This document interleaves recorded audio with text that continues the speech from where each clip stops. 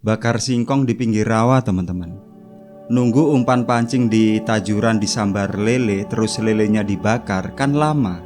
Ya kalau umpan cepat dimakan ikan, kalau tidak bisa sia-sia api yang sudah ada barannya. Suasana malam di pinggir rawa di hari Jumat, teman-teman. Di rawa dan gelap begini, yang bahaya itu binatang melata yang berbisa, teman-teman, dan nyamuk. Saya akan berbagi ke teman-teman tentang apa yang harus diwaspadai saat ada di rawa. Yang harus diwaspadai selain binatang melata yang berbisa. Rawa yang masih banyak pohon besarnya ya teman-teman. Sambil nunggu tajuran dimakan lele.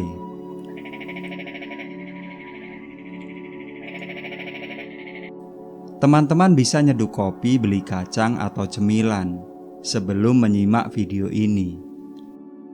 Tapi ini ilmu sih. Bahasanya akan merembet kemana-mana. Pasti jarang yang suka.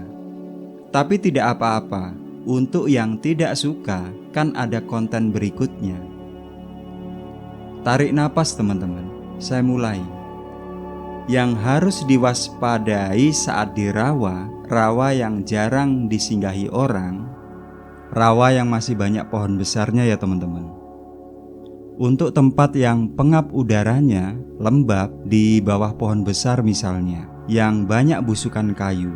Di tempat-tempat seperti itu, yang bahaya gas karbon monoksida teman-teman.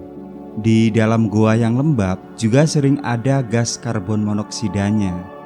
Kalau kandungan gasnya sedikit, orang yang sering ada di situ, antibodi di tubuhnya sudah bisa beradaptasi. Tapi tidak untuk yang baru mengunjungi tempat itu.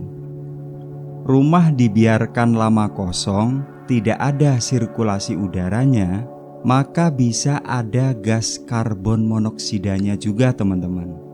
Dan itulah asal muasal dari rumah ada yang disebut sebagai rumah angker. Hati-hati aja ya, di ujung jalan situ ada rumah angker. Karena angker tidak selalu konotasinya hantu teman-teman. Orang tua zaman dulu memang apa-apa selalu hantu. Karena dengan cara itu anaknya nurut, tidak kelayapan belusukan di tempat-tempat yang membahayakan. Lalu si anak tadi menjadi tua, menjadi orang tua di zaman berikutnya. Mereka tidak mengerti apa isi pesan di balik cerita hantu. Akhirnya, ketahayulan dan mistis tertanam di pikirannya. Ketahayulan menjadi merajalela ke anak cucu, ke generasi berikutnya. Tambah lagi sering nonton film Susana, ya sudah jadi tambah fanatik dedemit. Banyak omong banyak cerita tentang penampakan. Melihat dengan matanya sendiri, ngakunya. Makin lama didengar, ceritanya makin mirip dalam film Susana. Apalagi cerita tengah malam di tongkrongan. Semakin malam, semakin saling tergoda untuk bercerita palsu, supaya obrolan tengah malam tambah seru. Kalau ibu-ibu yang cerita, mereka tidak perlu nunggu tengah malam untuk cerita palsu. Asal sudah berdua sambil nyari kutu, maka jadi. Mereka yang bisa petan, nyari kutu bersama, sifat dan karakter pasti sama. Itu cirinya. Kalau sifat tidak sama, tidak akan cocok petan atau nyari uban bersama, sebab bisa berujung saling jambak-jambakan. Mbak, dia itu ternyata anu loh. Yang kutu di kepalanya sedang dicari menjawab, enggak, kamu keliru, dia tidak anu. Lama-lama jelas saling jambak-jambakan jadinya. Kembali ke soal gas karbon monoksida. Menghirup gas tersebut, menghirup gas karbon monoksida, maka badan bisa panas, muntah-muntah, pikiran kacau, hilang kesadaran, meracau tak sadar bicara sendiri. Mbah-mbah kita menyebutnya sebagai kesambet. Pertolongan pertama bisa minum air kelapa muda 3 kali sehari. Saya adalah orang yang tidak pernah bilang amit-amit pada dedemit, pada hantu teman-teman. Amit-amit yang dengan maksud supaya tidak ditampakin, tidak ditongolin. Hantu mau nongol di depan saya, sudah lama saya persilahkan. Kuntilanak, sundel bolong, pocong silahkan, saya tunggu nongolnya kapan saja. Karena saya lebih takut pada bisa kobra teman-teman, ketimbang kuntilanak.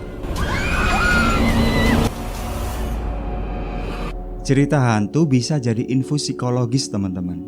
Tidak sepele dampaknya pada diri seseorang.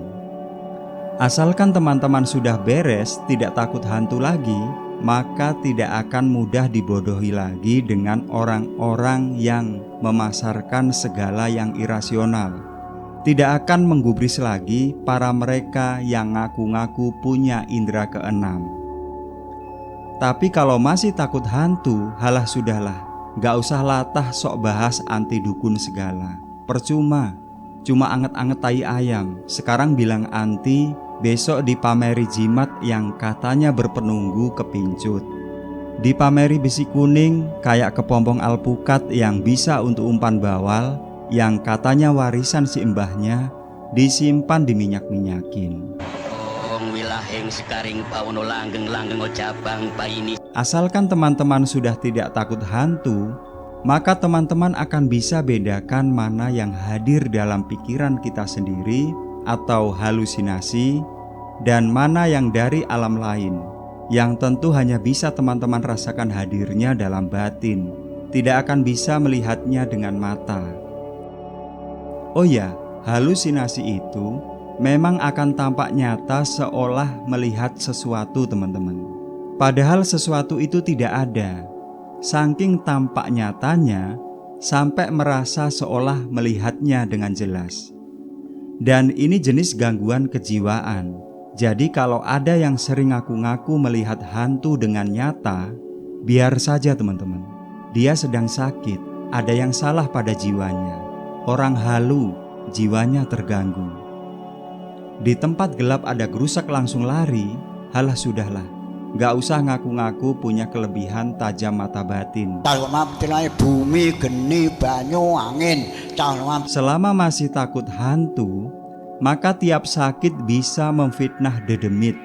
Tiap sakit katanya sedang diganggu makhluk halus.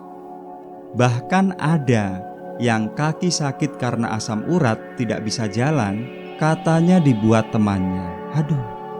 Mungkin karena keseringan nonton konten nguber-nguber dukun santet, tontonan pembodohan yang membuat banyak orang hanyut pada ketahayulan.